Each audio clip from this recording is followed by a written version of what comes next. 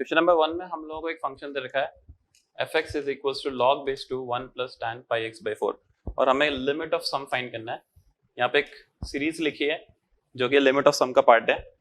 हम लोगों ने सबसे पहले इसको समेशन फॉर्म में कन्वर्ट किया, तो it is summation f r by n 1 by n, r की वैल्यू 1 से लेकर n तक जा रही है। तो जो r by n है इसको x से रिप्लेस किया और 1 by n को dx से रिप्लेस किया, तो ये डेफिनेट इंटीग्रेशन में कन्वर्ट हो गया। अब इस डेफिनेट इंटीग्रेशन की वैल्यू सॉल्व करने के लिए पहले फंक्शन को पुट किया और हम लोग प्रॉपर्टी नंबर 6 यूज कर रहे हैं, जिससे 0 से हाफ 1 था, तो 0 से half log base two 1 plus tan pi x by 4 plus log base two 1 plus tan pi minus pi x by 4 में कन्वर्ट हो गया। अब इस वैल्यू को फाइंड करने के लिए हम लोग ट्रिग्नोमेट्री की एक प्रॉपर्टी यूज कर रहे हैं, 1 plus tan a 1 plus tan b is 2 if a plus b is 45 degree. अगर दो एंगल्स का सम 45 डिग्री है तो 1 plus tan a 1 plus tan b की वैल्यू 2 आती है। तो अगर आप ध्यान से देखेंगे तो pi x by 4 और pi minus pi x by 4 दोनों का जो सम है it is pi by 4 45 degree. तो दिस वैल्यू इज log 2 अब log 2 इज 1 और यहाँ पे 2 और हाफ है तो कैंसिल आउट हो गए, final answer is 1। Second question में हम लोगों को बोला गया कि normal to this curve is parallel to this, इस पॉइंट a, b पे। तो हम लोगों को पहले कोऑर्डिनेट फाइंड करना है a, b का और फिर यहाँ पे a प्लस 6b मॉड में पुट करके उसको सिंप्लीफाई करना है। तो सबसे पहले क्योंकि नॉर्मल दिया हुआ है तो हम जानते हैं dy by dx करेंगे तो टेंजेंट का स्लोप मिल जाएगा, तो लेबनीज रूल से इसको डिफरेंशिएट करेंगे और हमें dy by dx मिल जाएगा। यहाँ पे क्योंकि ये नॉर्मल के पैरेलल है 3x x plus 3y equals to 5, इसका स्लोप है -1/3, दैट इज नॉर्मल का स्लोप। तो टेंजेंट का स्लोप होगा 3, तो इसको डिफरेंशिएट करेंगे 3 के इक्वल करेंगे, उससे हमें a मिलेगा।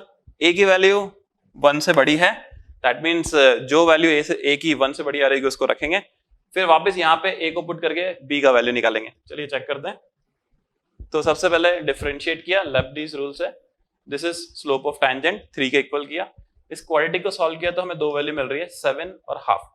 ये a का वैल्यू है, a का वैल्यू 1 से बड़ा दे रखा है इसीलिए इसको कैंसिल आउट कर दिया, a is 7। वापस से इसको इंटीग्रेशन में पुट किया और b का वैल्यू कैलकुलेट किया। इस इंटीग्रेशन को सॉल्व करना, इंटीग्रेशन तो आसान है लेकिन कैलकुलेशन थोड़ी सी टफ है। सिंप्लीफाई किया, सिंप्लीफाई करने पे हम लोगों को जो वैल्यू मिल रहा है b का और a प्लस 6b की वैल्यू हम फाइनली कैलकुलेट करेंगे तो 406 आ जाएगा। थर्ड क्वेश्चन में हम लोगों को एक फंक्शनल इक्वेशन दे रखी है और हमें दो इंटीग्रेशंस की वैल्यू फाइंड आउट करके और i1 plus 2i2 find out करना है। तो सबसे पहले इस फंक्शनल इक्वेशन को देख के हम लोग ये प्रूफ करने वाले हैं कि ये एक पीरियोडिक फंक्शन है जिसका पीरियड 2 है और यहाँ पे 0 से 8 दैट मीन्स 4 साइकिल्स लिखी हैं और -1 से 3 दैट मीन्स 2 साइकिल्स लिखी हैं। एक साइकिल का इंटीग्रेशन फाइंड करके हम लोग i1 और i2 दोनों कैलकुलेट कर सकते हैं। देखिए सबसे पहले प्रूफ कर रहे हैं कि पीरियोडिक फंक्शन है, तो x की जगह x प्लस 1 से रिप्लेस किया तो हमें f of x plus 1 plus f of x plus 2 की वैल्यू 2 मिली। दोनों इक्वेशंस को सब्ट्रैक्ट करते ही हमें रिलेशन मिला fx equal to f of x plus 2। यहाँ पे साफ दिख रहा है period of the function is 2, तो ये एक फंक्शन है जिसका पीरियड 2 है। अब इंटीग्रेशन 0 से 8 है दैट मीन्स 4 साइकिल्स और -1 से 3 दैट मीन्स 2 साइकिल्स। अब अगर एक साइकिल का अगर हम इंटीग्रेशन फाइंड कर लें तो हम लोग easily i1 plus 2i2 find out कर सकते हैं। तो देखिए इस एक साइकिल का इंटीग्रेशन फाइंड करने के लिए 0 से 2 fx dx हम लोग पहले इसको दो पार्ट में ब्रेक कर रहे हैं, 0 से 1 और 1 से 2, और फिर 1 से 2 वाले पार्ट को हम वापस शिफ्ट करेंगे 0 to 1 में। उसके लिए हम सब्स्टिट्यूशन यूज करेंगे, x को x प्लस 1 से रिप्लेस करेंगे। देखिए यहाँ पे 0 से 1 fx dx प्लस 1 से 2 fx dx। अब इसको हमने रिप्लेसमेंट किया x को x प्लस 1 से, तो हमारी लिमिट्स हो गई 0 से 1 f of t plus 1 dt। अगर दोनों की लिमिट्स क्योंकि सेम है तो ऐड कर सकते हैं, fx plus f of x plus 1 की जो वैल्यू है वो 2 गिवन है, तो ये जो टर्म है इसको 2 से रिप्लेस किया, इंटीग्रेशन की वैल्यू 2 आ रही है, तो 8 2 answer is 16। Okay, in the fourth question एक हमें लिमिट फाइंड करना है, लिमिट का क्वेश्चन है। यहाँ पे सबसे पहले sin x को x से डिवाइड करते हैं और एक x से मल्टीप्लाई करते हैं। Now this limit is standard, हम इसको 1 लिख सकते हैं। नाउ द बचा हुआ पार्ट है, to simplify this one we are going to use the expansions of e की power x cos x and e की power minus x. The expansion of e की power x is 1 plus x upon 1 factorial plus x square upon 2 factorial up to infinity. e की power minus x का expansion find करने के लिए x की जगह minus x से replace कर देंगे and cos x का expansion is 1 minus x square by 2 factorial plus x की power 4/4 factorial up to infinity. Using these expansions हम लोग देखिए e की पावर x की जगह पर रिप्लेस किया, cos x की जगह पर एक्सपेंशन रिप्लेस कर दिया, ये बन गया है। अब क्योंकि नीचे x स्क्वायर है, जितना भी टर्म्स जिनकी डिग्री 2 से कम है वो सब 0 होने पड़ेंगे, otherwise limit will not be defined. तो यहाँ पे ये जो टर्म है दिस इज कांस्टेंट टर्म, इसको 0 होना पड़ेगा, x का कोएफिशिएंट 0 होना पड़ेगा, और ये x स्क्वायर से अगर हम x स्क्वायर को कैंसिल आउट कर दो this will be our limit. आगे आने वाली जितनी भी टर्म्स हैं उन सब में x की टर्म्स हैं, तो जैसे लिमिट एक्सटेंडिंग टू 0 पुट करेंगे सब 0 हो जाएगा। सो फाइनली इसको 0 किया तो हमें ये रिलेशन मिला, इसको 0 किया तो हमें ये रिलेशन मिला, लेकिन सवाल में हमसे a plus B plus C की वैल्यू पूछी जा रही है, तो a plus B plus C by 2 definitely 2 के इक्वल है, तो a plus B plus C की वैल्यू 4 हो गई। Okay, in the next question हम लोगों को बोला गया find the locus of the mid point of the chord of the circle x square plus y square equal to 25, जो कि इस हाइपरबोला को टच कर रहा है। It is x square by 9 minus y square by 16 equals to 1। तो हम लोग सबसे पहले chord with given middle point लिखेंगे, जिसमें जो मिड पॉइंट है that is h comma k, जिसका लोकस निकाला है, और उसको इस हाइपरबोला को ले टेंजेंट बनाएंगे। So this is the equation of chord with given middle point h comma k, hx plus ky equal to h square plus k square, और हमारा जो टेंजेंट है to the hyperbola x square by a square minus y square by b square equal to 1 होता है, y equal to mx plus minus under root a square m square minus b square. अब क्योंकि ये दोनों line same है तो by comparing m का value आ रहा है माइनस h बाई k, और कंपैरिजन से अगर हम कांस्टेंट की वैल्यू कंपेयर करें तो it is h square plus k square by k equal to under root 9m square minus 16। m का वैल्यू यहाँ रिप्लेस किया तो हम लोगों को ये रिजल्ट मिला, इसको थोड़ा सिंप्लीफाई किया और एक स्क्वायरिंग किया, तो final answer is this. In the next question हम लोगों को एक वेक्टर दे रखा है जिसको एंटी क्लॉकवाइज डायरेक्शन में घुमाया 45 डिग्री से, तो एक नया वेक्टर बना and it is alpha I cap plus beta J cap. फिर हम लोगों को 3 पॉइंट्स दे रखे और हमें एरिया ऑफ ट्रायंगल फाइंड करना है। Points are alpha beta, beta 0, 0,0। तो इस क्वेश्चन में सबसे पहले हम लोगों को अल्फा बीटा फाइंड करना पड़ेगा। एक बार अल्फा बीटा मिल गया देन एरिया ऑफ ट्रायंगल तो काफी इजी है। सबसे पहले टू फाइंड रोटेशन, सबसे पहले हमें 45 डिग्री से रोटेट करना है, तो न्यू वेक्टर फाइंड करने के लिए हम लोगों ने कॉम्प्लेक्स से स्टार्ट किया। Let's say the complex number is √3 plus iota. जो हमारा 3i cap plus j cap है उसको हमने √3 प्लस आयोटा ले लिया। अब रोटेशन 45 डिग्री एंगल से करना है इन एंटी क्लॉकवाइज डायरेक्शन, तो उसको e की पावर आयोटा पाई बाय 4 से मल्टीप्लाई कर दिया। e की पावर आयोटा पाई बाय 4 होता है cos theta plus iota sin theta, theta is pi by 4, तो 1 प्लस आयोटा बाय √2।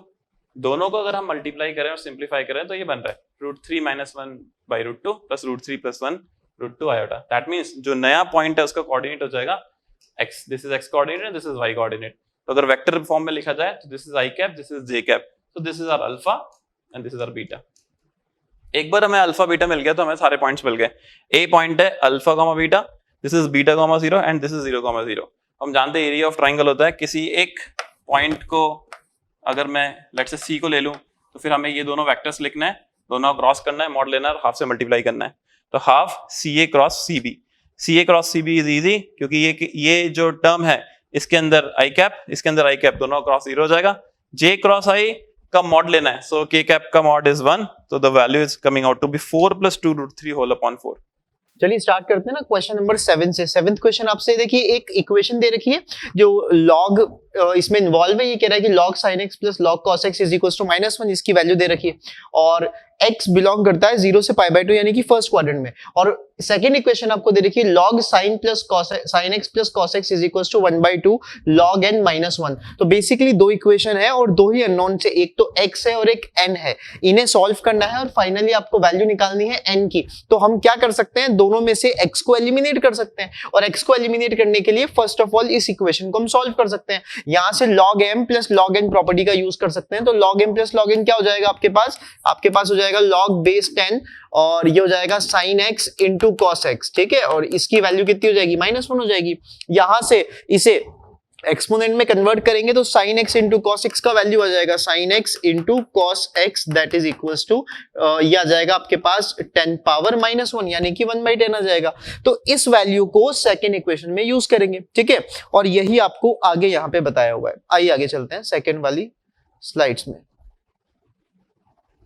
ओके देखिए सेकंड स्लाइड आपकी है लॉग, जैसा मैंने आपको वहां पे सॉल्व करके बताया, sin x into cos x की वैल्यू 10 पावर -1 यानी कि 1/10 आ रही है। सेकंड इक्वेशन आपके पास है, जो यहाँ का 1/2 था उसे क्रॉस मल्टीप्लाई करके ऊपर भेज दिया, log sin x plus cos x that is equals to log n minus वो जो 1 था उसे log 10/10 लिख लिया हमने। Now right hand side solve होके हो जाएगी log n/10, यहाँ पे जो 2 था वो पावर में चला जाएगा, sin x plus cos x का होल स्क्वायर सॉल्व करेंगे तो ये बनेगा sin square x plus cos square x which will become 1 plus twice of sin x into cos x, तो ये आ गया 1 plus twice of sin x cos x, और log 10 से तो log 10 हमने कैंसिल आउट कर दिया, वैल्यू बची आपके पास n/10। Finally sin x into cos x का वैल्यू 1/10 इक्वेशन नंबर 1 से पुट किया, सॉल्व किया और n की वैल्यू आ गई। सो ये तो एक इजी कैटेगरी का क्वेश्चन था कि अगर आपने प्रैक्टिस अच्छे से करी है तो हार्डली 30-40 सेकंड्स में you are able to solve this question. ठीक है, आगे बढ़ते हैं नेक्स्ट स्लाइड की तरफ। क्वेश्चन नंबर 8, क्वेश्चन नंबर 8 भी एक इजी क्वेश्चन है। यहाँ पे आपसे ये कह रहा है कि find number of values of x which is going to be satisfy this equation. अगर हम इसको देखें तो ये देखिए राइट हैंड साइड 6 तो कांस्टेंट है, पॉजिटिव है, लेफ्ट हैंड साइड में ये मॉड लग रहा है तो ये वाली वैल्यू भी पॉजिटिव है। ठीक है, और यहाँ पे इसको पॉजिटिव होना पड़ेगा बिकॉज दो पॉजिटिव्स का प्रोडक्ट ही पॉजिटिव आएगा। तो आप यहाँ से दो केस बना सकते हैं कि एक तो जो x की वैल्यू वो 3 से बड़ी 3 से बड़ी या फिर -3 से छोटी। वैसे मैंने इसको डिटेल में नेक्स्ट स्लाइड के अंदर एक्सप्लेन किया हुआ है। चलिए इसको मैंने थोड़ा डिटेल में एक्सप्लेन किया है। आपका क्वेश्चन था mod x -3 multiplied by mod of x plus 4 that is equals to 6। तो हमने यहां से जो दोनों रूट्स हैं आपके, यहां से रूट 0 यहां से रूट -4 इसे ऑब्जर्व किया और 3 केसेस में इसको डिवाइड कर दिया। ठीक है, पहला केस हमने लिया जब आपका x जो है -4 से छोटा है, सेकंड केस में जो x आपका है -4 से 0 के बीच में है, एंड थर्ड केस आपका थोड़ा इस तरफ है जब आपका x 0 से बड़ा है। तो फर्स्ट केस की कैटेगरी में अगर x -4 से छोटा है तो केवल आपको ऑब्जर्व करना है कि आपका जो मॉड है वो पॉजिटिव के साथ ओपन होगा या नेगेटिव के साथ। यहां से हमने इसको ओपन किया, x -4 से छोटा है तो ये नेगेटिव के साथ ओपन होगा, सेकंड वाला भी नेगेटिव के साथ ओपन होगा। फाइनली क्वाड्रेटिक इक्वेशन हुआ, आपस में मल्टीप्लाई किया, इसके रूट्स निकाले, यहां से इसके दो रूट्स आए -1 और -6। जो केस है उसमें वैल्यू जो कंसीडर करनी है विच इज लेस देन -4, तो आपका -1 यहां से रिजेक्ट हो जाएगा और आपकी जो वैल्यू सिलेक्ट होगी दैट इज ओनली -6। तो केस नंबर 1 से आपका एक सॉल्यूशन आता है। ऐसे केस 2 पे जाते हैं तो x का वैल्यू -4 से 0 के बीच में लाई करता है। अगर इस केस में हम इसे सॉल्व करते हैं तो we are getting two values, बहुत इजी सा है ना, -9 and 2 and both should be rejected क्योंकि आपकी कोई सी भी वैल्यू गिवन जो आपके रेंज है उसके अंदर लाई नहीं करती है। और जो थर्ड केस बनता है वो वाला है whenever x is positive. x positive है तो दोनों आपके जो एब्सोल्यूट वैल्यू के सिंबल है पॉजिटिव के साथ ओपन होंगे। ये बनेगा x -3, ये बनेगा x + 4, दोनों का प्रोडक्ट 6 है। मल्टीप्लाई करोगे you will get the quadratic x² + x -18 is equal to 0। यहां से इसको सॉल्व करेंगे तो दो इरेशनल रूट्स आएंगे। बिकॉज x आपका पॉजिटिव है तो एक रूट मैंने ऑलरेडी रिजेक्ट कर रखा है और केवल इसको पॉजिटिव के साथ ही ओपन किया है। तो यहां से √73 -1/2 एक और सॉल्यूशन आएगा, यानी ओवरऑल विल गेट 2 सॉल्यूशंस। ठीक है, एक फर्स्ट वाले केस से और एक थर्ड वाले केस से। ठीक है, तो ये भी एक इजी कैटेगरी का क्वेश्चन था। आगे चलते हैं नेक्स्ट क्वेश्चन की तरफ। 9th क्वेश्चन ये आपसे कह रहा है कि dy/dx एक आपको डिफरेंशियल दे रखा है, डिफरेंशियल इक्वेशन दे रखी है is equals to twice of x + 1 और बोला है कि area bounded by curve y is equals to fx, जो इसको सॉल्व करने के बाद हम निकालेंगे है ना कर्व, वो वाली कर्व विद x एक्सिस, उसका एरिया आपको ऑलरेडी गिवन दिया हुआ है दैट इज 4√8/3 और क्वेश्चन आपसे बोल रहा है then find the value of y of 1। ठीक है, चलिए तो इसके लिए करना क्या है, बहुत देखा तो कंसेप्चुअली ये भी ज्यादा टफ तो नहीं है। आपको इस इक्वेशन को, डिफरेंशियल इक्वेशन को सॉल्व करना है। इसमें जो एक कांस्टेंट बचेगा उसकी वैल्यू के लिए हमें कुछ ना कुछ कंडीशन चाहिए थी जो आपको यहाँ पे एरिया की फॉर्म में गिवन दी है। देखते हैं नेक्स्ट स्लाइड में, आ जाइए यहाँ पे dy/dx that is equals to twice of x + 1 है आपके पास। अब जैसे ही हम इसको इंटीग्रेट करेंगे so will get y is equals to x + 1 का होल स्क्वायर - c। ठीक है, यहां से बिकॉज हमें बोला था कि जो एरिया है which is bounding between y is equals to fx and x axis, तो मैंने यहाँ पे y की वैल्यू 0 पुट कर दी x एक्सिस के लिए और यहां से x + 1 का whole square - c is equals to 0 आ गया। इसको थोड़ा सा सॉल्व करेंगे, c को उस साइड पे लेके जाएंगे, रूट लेंगे और x की वैल्यू आपके पास आएगी -1 ± √c। तो आपके पास x एक्सिस पे दोनों पॉइंट आ गए। अब y is equals to F X का एरिया निकालना है, तो इंटीग्रेट कर देंगे हमारे फंक्शन को। तो इंटीग्रेट करेंगे किस रेंज के बीच में, -1 माइनस रूट सी से -1 प्लस रूट सी तक, वही दो पॉइंट्स जो हमने यहाँ पे है ना आइडेंटिफाई किए। एरिया पॉजिटिव होता है इसीलिए एब्सोल्यूट वैल्यू का सिंबल यूज किया हुआ है। फाइनली इसको इंटीग्रेट करना है। इंटीग्रेट तो बहुत ईजी है, पॉलिनोमियल दे रखा है, x+1 का होल स्क्वायर इंटीग्रेट करेंगे तो x+1 का whole cube by 3 minus c constant है cx हो जाएगा, और इंटीग्रेशन आएगा -1 माइनस रूट सी से -1 प्लस रूट सी के बीच में। ठीक है, और इसको थोड़ा सा हम सॉल्व करेंगे एक स्टेप आगे, और बिकॉज ये जो आपको मतलब वैल्यूज आपको पुट करनी पड़ेगी और थोड़ा सा सॉल्व करना पड़ेगा, और ये जो वैल्यूज है जो आपका एरिया है वो आपको क्वेश्चन के अंदर गिवन था 4√8/3 के इक्वल। तो यहां से हम इसको इसके इक्वल प्रूफ कर दे, मतलब इसको इसके इक्वल कर देंगे और मॉड ओपन करेंगे। क्योंकि ये वैल्यू पॉजिटिव होनी चाहिए इसीलिए हमने मॉड जैसे ही रिमूव किया, यहां से c√c की वैल्यू किसके इक्वल आई, √8 के, है ना, माइनस एलिमिनेट हो गया। आप चाहो, क्योंकि अभी c के बारे में कुछ नहीं पता, आप दो केस बना सकते हो यहाँ से पॉजिटिव नेगेटिव लेके, बट वो आगे जाके अपने आप एक रिजेक्ट हो जाएगा। तो यहां से आपके पास जैसे इसको सॉल्व करोगे ये आ गया c⁻3/2 that is equals to 2⁻3/2, cancel करेंगे c का वैल्यू 2 आएगा, c का वैल्यू 2 आएगा, और आपके पास कर्व की इक्वेशन कुछ ये है, y is equals to x+1 whole square minus c की जगह आपको यहाँ पे 2 पुट करना है। The question is asking about y of 1 पूछ रहा है, तो y of 1 is equals to 2 square minus 2 that is equals to 2। इस तरीके से ये सॉल्व होगा। और एक चीज मैंने आपसे बोली थी कि यहाँ पे आप इसको प्लस माइनस में ओपन कर सकते हो, आप यहाँ पे भी ऑब्जर्व कर सकते हो, क्योंकि रूट से इन्वॉल्व हो रहा है तो सी तो पॉजिटिव ही होगा, तो नेगेटिव आप डायरेक्टली यहाँ से भी एलिमिनेट कर सकते हैं। ठीक है, ये आपका था question number 9 I guess, yes 9 था। और 10th क्वेश्चन आपके सामने ये है।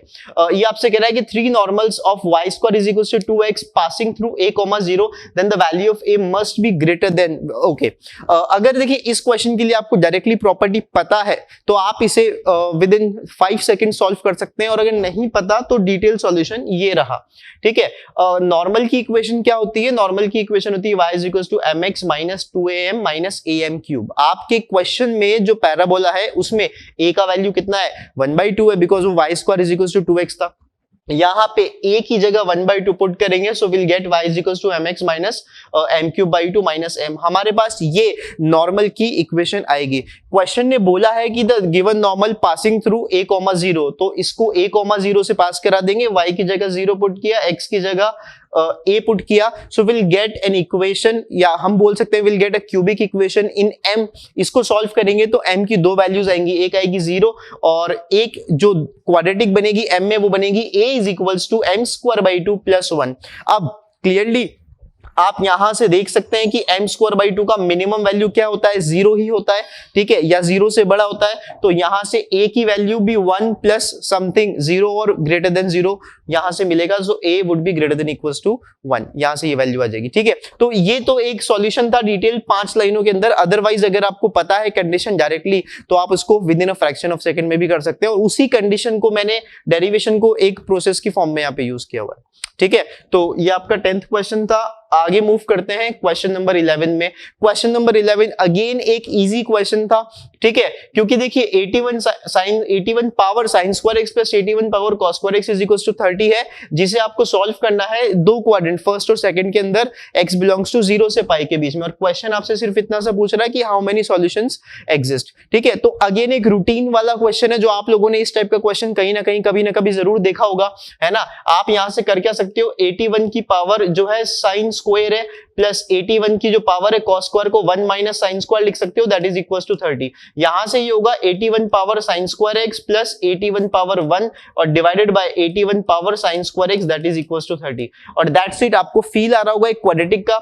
81 पावर sin स्क्वायर x को कुछ अज्यूम कर लो, लेट्स से इसको t अज्यूम कर लोगे तो ये बनेगा t plus 81 by t that is equals to 30। और बड़े आराम से you will take the LCM और आप इसको सॉल्व कर सकते हो क्वाड्रेटिक को, और t की दो वैल्यूज आप आइडेंटिफाई कर सकते हो, और जो t की दो वैल्यूज होगी उसकी हेल्प से हम सॉल्व करके sin x की वैल्यू निकाल सकते हैं, जिसका डिटेल सॉल्यूशन यहां पे मैंने दिया हुआ है।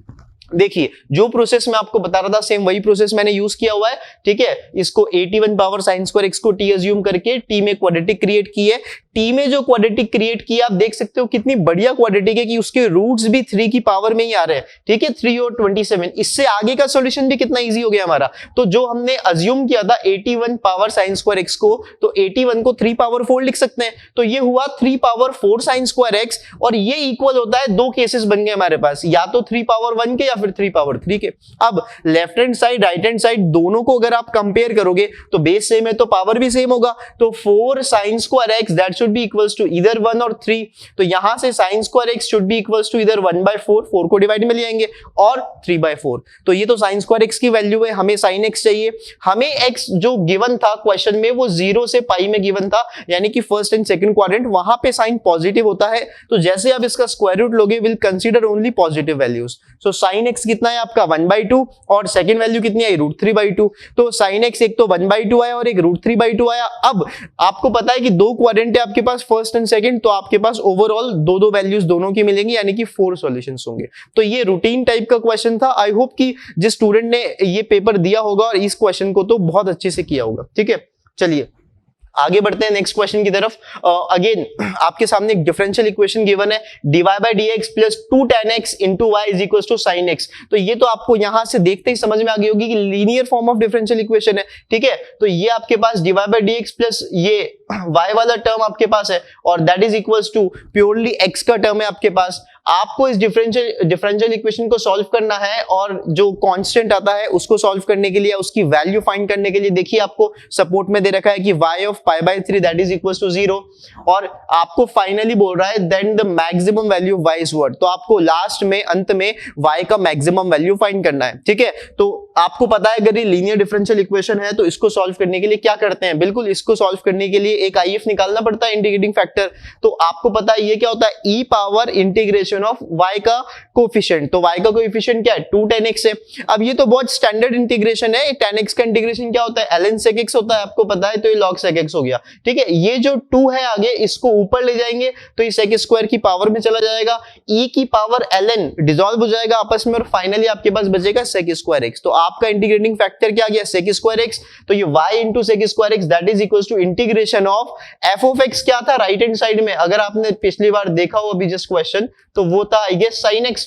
तो यहां पर ये हुआ sin x into integrating factor sec square x।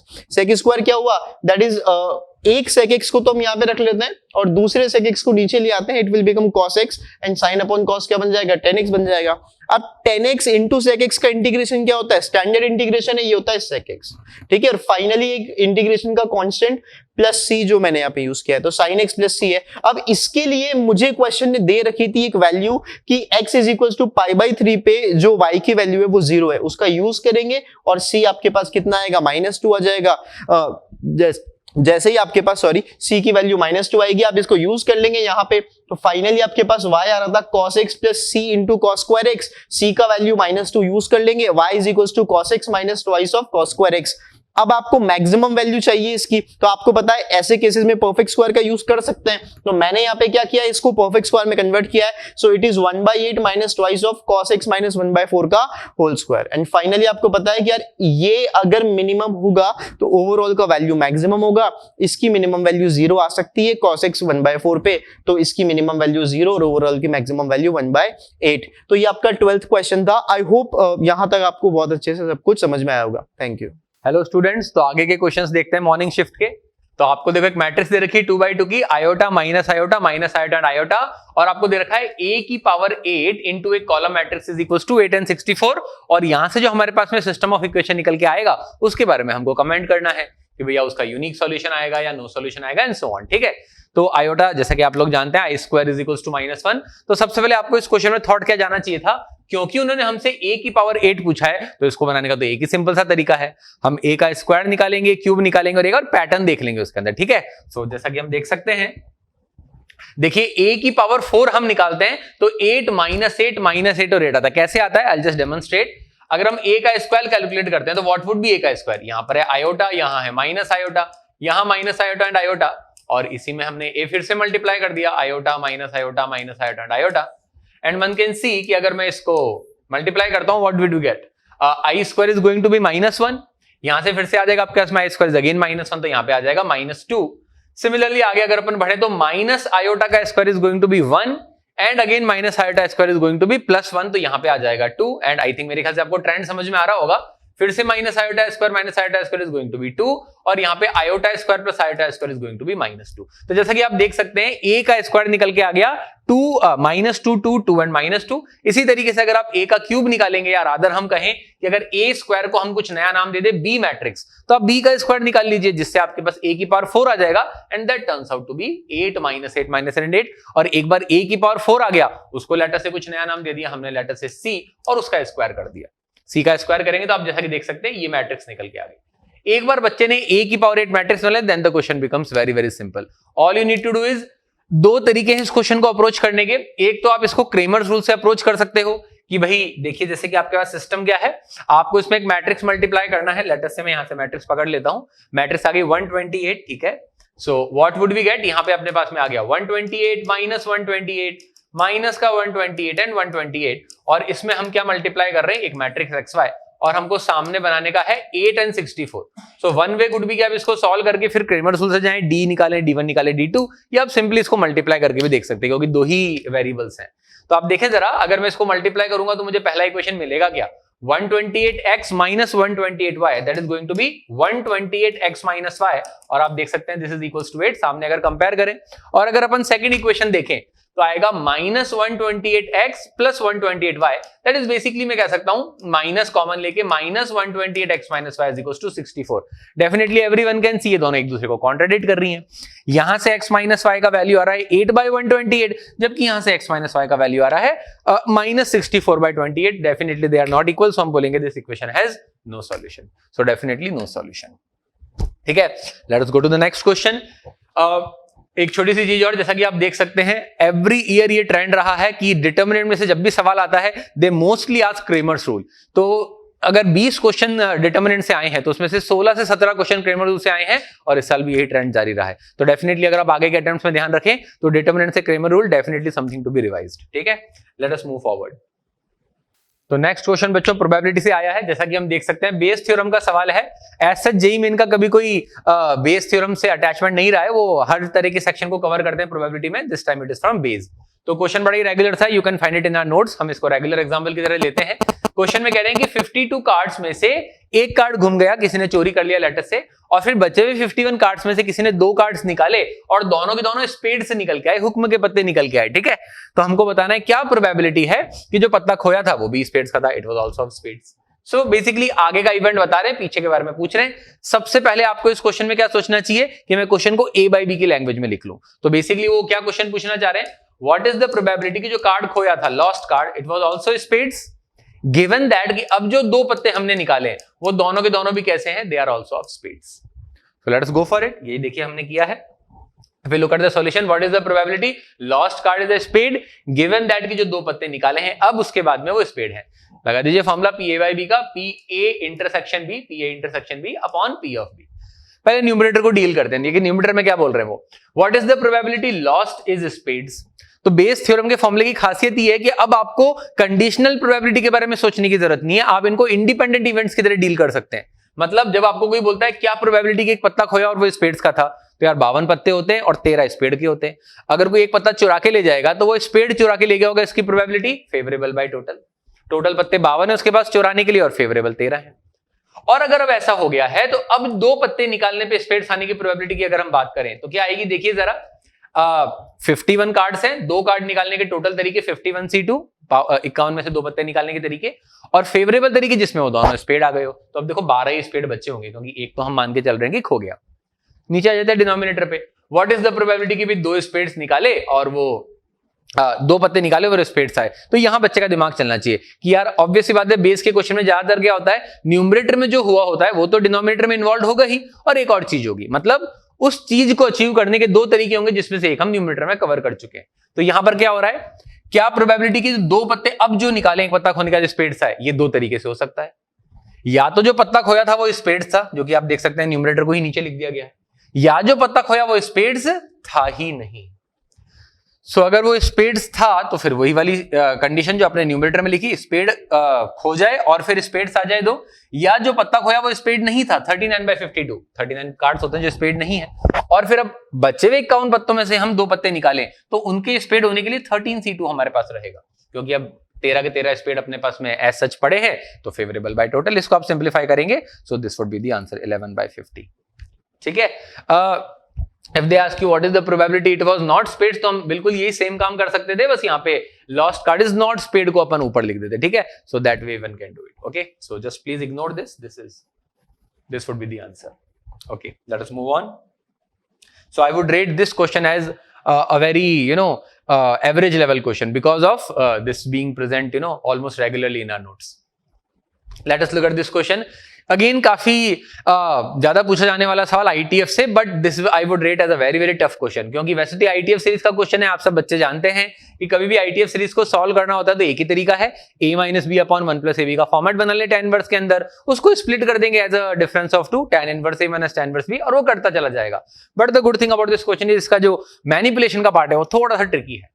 तो क्वेश्चन को देखते हैं हम। क्वेश्चन में हमको कह रहे हैं लिमिट निकालनी की अप्रोचिंग इन्फिनिटी, मतलब बेसिकली हम बात करें तो इनफिनिट टर्म्स का सम निकालना है इस एक्सप्रेशन का, tan इनवर्स 6 की पावर r अपॉन 2 की पावर 2r + 1 + 3 की पावर 2r + 1। सो आपके मन में क्या रहना चाहिए कि अरे यार मुझे ऐसा फॉर्मेट लाना है a - b upon 1 + ab tan inverse के अंदर, तो आपका फोकस 1 पे रहना चाहिए। जिस बच्चे ने 1 क्रिएट करने के लिए जुगाड़ लगा लिया ना, उसका अपने आप टर्म बन जाएगा। सो आपके दिमाग में ये रहेगा। अब वो कैसे कैसे कर सकते हैं हम, यू हैव न्यूमरस ट्रिक्स कि सर 1 ऐड सब्ट्रैक्ट कर दें या किसी चीज को कॉमन निकाल लें, so that you have to play around a bit. So इस क्वेश्चन में हम क्या करने जा रहे हैं, देखिए हम एक्चुअली इसको डिवाइड कर देंगे 3 की पावर 2r + 1 से। देखिए मैंने 3 की पावर 2r + 1 से इसको डिवाइड कर दिया।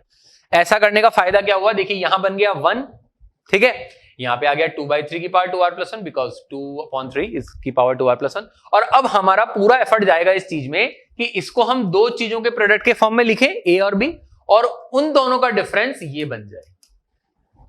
सो ये हमने कैसे किया, हमने सिंपली ये जो आपको एक्सप्रेशन दे रखा है 2 की पावर r अपॉन 3 की पावर r + 1, इसमें मल्टीप्लाई कर दिया 3 - 2, मतलब हम यूं बोले कि जो पास में 1 बैठा है उसको 3 - 2 लिख दिया, इंटू 1 लिख के उस 1 को 3 - 2 लिख दिया।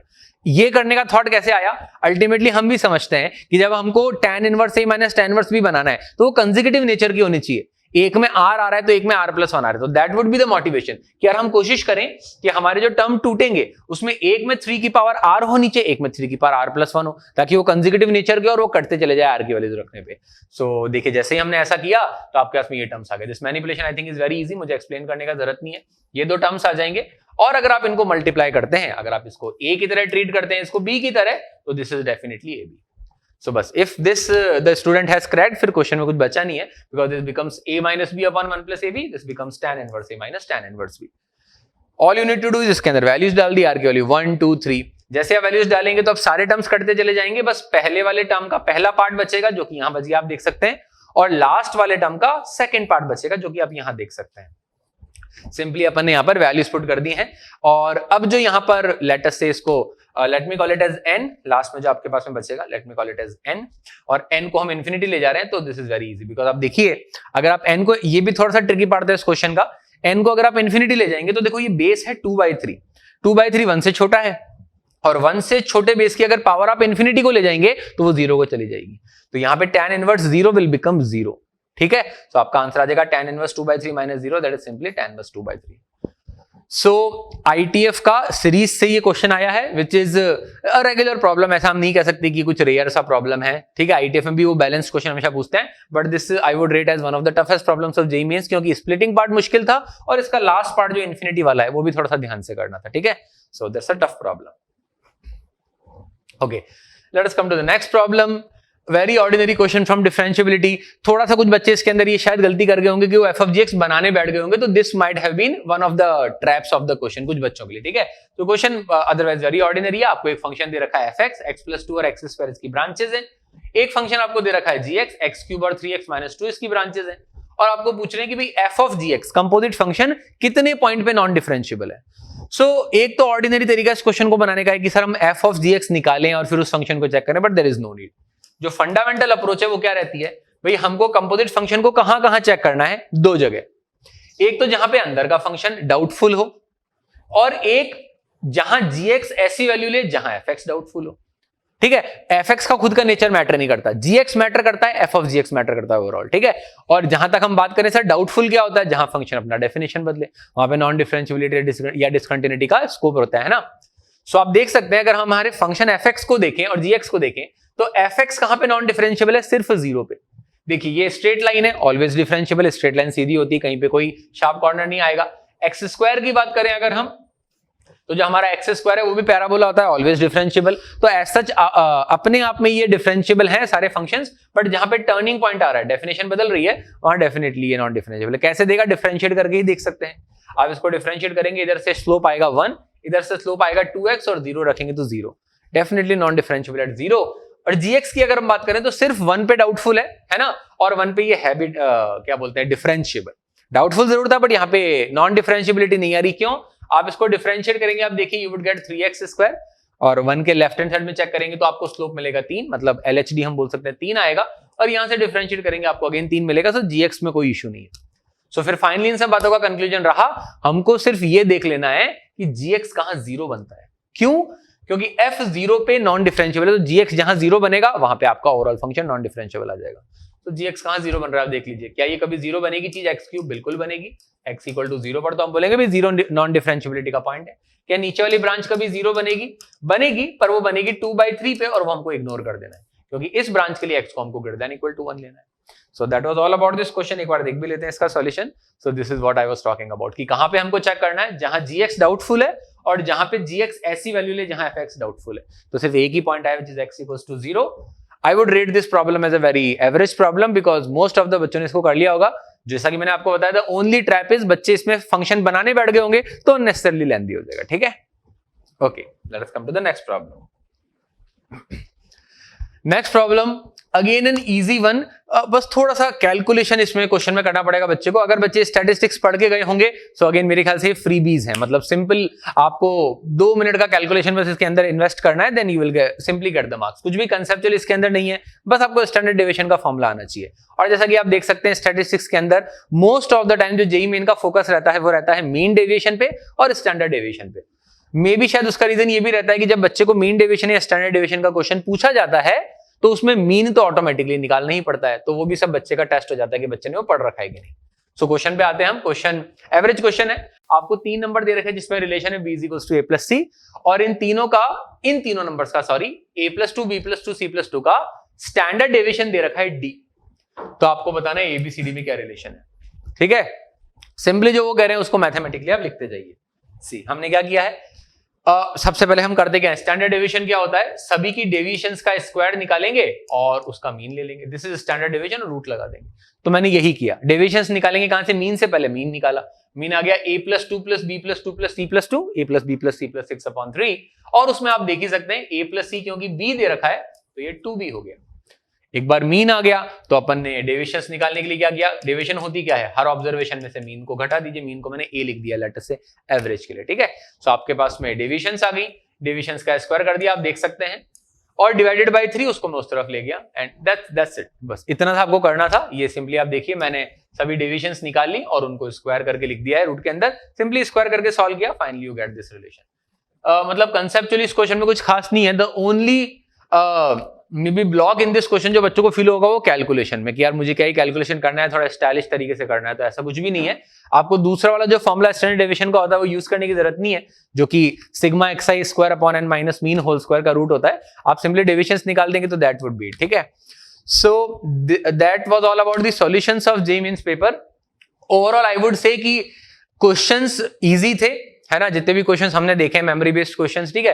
द ओनली थिंग इज एक दो questions they were definitely tough, जैसे कि आईटीएफ के सीरीज वाला क्वेश्चन था, एक एरिया वाला वेक्टर वाला क्वेश्चन था रोटेशन में, ठीक है। Overall I would rate this paper as a little bit above average, क्योंकि कुछ क्वेश्चंस जो इजी भी थे उनका कैलकुलेशन पार्ट थोड़ा सा लेंथी था। So if you are preparing for the next attempt, make sure कि आप टॉपिक्स तो कवर कर ही करें जो इसमें उन्होंने पूछे हैं, एंड थोड़ा सा स्पीड का प्रैक्टिस करें। जिस बच्चे का स्पीड अच्छा रहा होगा वो डेफिनेटली ज्यादा स्कोर कर पाया होगा। That's all about the paper. Thank you.